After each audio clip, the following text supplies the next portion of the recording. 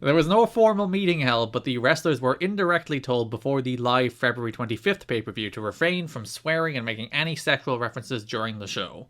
Booker Dutch Mantel made this point clear to several wrestlers as they produced their promos. Meanwhile, the TNA dancing girls were given the night off, which was incorporated into the story. We'll talk about that later. And Lollipop, former dancer who currently appears as Johnny Fairplay's valet, was told she couldn't have a lollipop in her mouth because it was too sexually suggestive. I threw my PlayStation through my window. Lollipop has had her gimmick taken away from her. She lost her gimmick, but she still has her high spot. And she still has her name, Lollipop, even though she does not have her iconic signature lollipop. It's a bullshit. How dare you take away Lollipop's iconic lollipop? Just ruining Lollipop's entire brand. You're tanking her career. So, was this just a thing that they were doing to sell the gimmick, or was this because they actually had a reason for it, Garrett? The wrestlers were under the impression that executives from a potential network, Fox Sports is heavily rumored as the possible home for TNA, were watching the show and had made it clear to Panda that they were only interested in a clean product. So they were, even like, this isn't the first time they've rolled back on the raunchiness. They did this last summer as well, where they actively rolled back on some of the more like out there elements of the show, like roll back on the cursing, roll back on the swearing, roll back on all the sexualized angles and the homophobia and all the racism that was all over the show for a while. Censorship running crazy in 2004.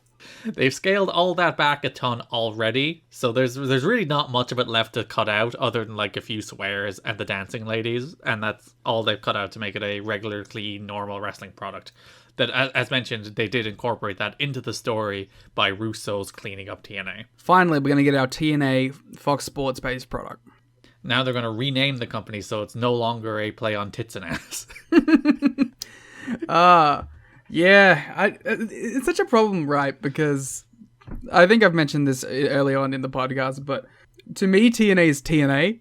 It is total non-stop action. Like, it's not, I don't fucking tits and ass. Come on, man. I don't know that shit. So, like, I'm like, man, TNA's the best. It should always be TNA. But it's like, I get it. You even saw it in like they showed like a clip from a Fair Play interview where he was wearing the neck brace and they were talking about wrestling, and he's like, yeah, I work for TNA Wrestling, and he was so quick to jump in there and be like, total non-stop action. So he was not jumped on by the CBS morning hosts being like, wait a minute, you work for what? Yeah. To me, it's TNA, right? So I like it more, but I get why we have to let it die. Yeah, Tess and Albert. You just can't have the brand confusion. Yeah, Tess and Albert. That blew my mind when I first saw that. I was like, wow. It's like the wrestling company. What? Yeah. You were like Tess and Albert? It's like, those are nearly the same words as total non-stop action. Because they were called TNA for a bit. Yeah, well, T and A, not N, but yeah. They were an N. They had like it was comma, N, comma. Or I don't know what it is. But yeah, and I was like, wow, look, it's like NWA-TNA. Staunch fan from the beginning, obviously. Yes, of course. In related news, Chris Harris either wasn't told or forgot about the restrictions, as he ended up saying the word ass twice during his live promo. Come on. Yeah, let my man get away with a couple asses.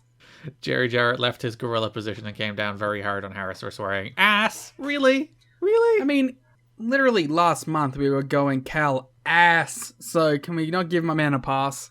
But now these are the new restrictions, Liam. You can't say... Eric Watts was ahead of his time, refusing to say ass and pointing at the crowd. Yeah. Anyone that considers ass a swear word should go away. It's like people who consider hell or damn a swear. These are just normal words. Like people who consider fuck. They're just going to start throwing out all of the swear words you can muster now. It's like, what are you talking about? You just start shouting slurs. Listen, BG's not on the show. Yeah, that was like 3 weeks ago. And now we're going to yell at Chris Harris for saying ass twice. And they showed a replay of the BG slurs the next week. So let's not pretend this company is all high and mighty all of a sudden. Like, by the way, Vince Russo's theme song on the show that it happened on. Also, the gay slurs in the crowd on the signs on the same show? The Russo theme song is the funniest, because Russo's theme song literally starts with, like, somebody shouting, fuck you. And it was on the same show as he said ass. Oh, poor Chris Harris. Chris Harris, ass. Oh, double standards here in the NWA-TNA. I hope Chris went up to him and said, "What the fuck?" He's just wrestled. He was out there too. It was after the Jarrett Harris match. Do you think he heard that and he was like, "You motherfucker"? He ran to Jerry Jarrett being like, "You fucking piece of shit."